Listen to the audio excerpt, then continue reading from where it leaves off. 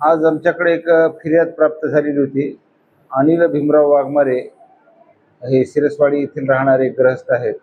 त्यांनी तक्रार दिलेली होती की त्यांच्या मुलाचा रात्री 11 ते 12 काल रात्री 11 ते 12च्या दरम्यान गावातीलच एका मुलानं चाकू मारून खून केलेला आहे. तो पळत जात असताना काही एका साक्षीदाराने बघितलेला आहे, अशा टाईपची आमच्याकडे तक्रार प्राप्त झाली.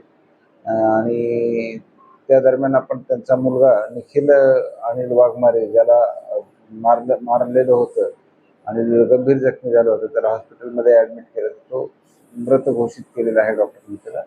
म्हणून आपण 103(2) याप्रमाणे खुनाचा गुन्हा दाखल केलेला आहे. तो यातील जो आरोपी आहे तो विधी संघर्षग्रस्त बालक आहे.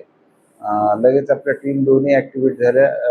तालुका जालन्याचे PI साबळे साहेब यांनी घटनास्थळावर धाव घेऊन पथकं रवाना केली वेगवेगळी आणि आरोपीचा शोध घेतला. आरोपी मिळालेला आहे आपल्याला आणि पुढील कारवाई आपण कायदेशीर कारवाई करत आहोत. यामध्ये गुन्हा दाखल आहे. 103(2) प्रमाणे हा गुन्हा दाखल आहे. काय कारण? अजून कारण अस्पष्ट आहे. कारणाबाबत अजून स्पष्टता नाही आहे. काही रायवली तर त्यांच्यामध्ये नव्हते, वादविवाद नव्हते. वैयक्तिक काय आहे प्रकरण, वादाचं कारण काय आहे हे समजून घ्यायला आपल्याला त्याला आता पुढे इंट्रोगेशन करू, त्यानंतर समजेल. एकूण किती आहे? सध्या तरी एकच आहे.